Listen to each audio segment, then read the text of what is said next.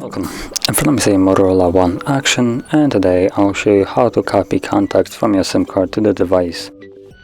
And to get started, let's open up the Contacts app, standalone version of it right here.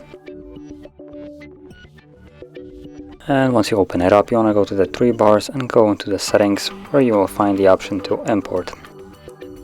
Once you tap on it, it will give you two options, so VCF file or SIM card. Now we want to import from SIM card, tap on OK. And from here you should see all the SIM card contacts once it actually loads them. There we go.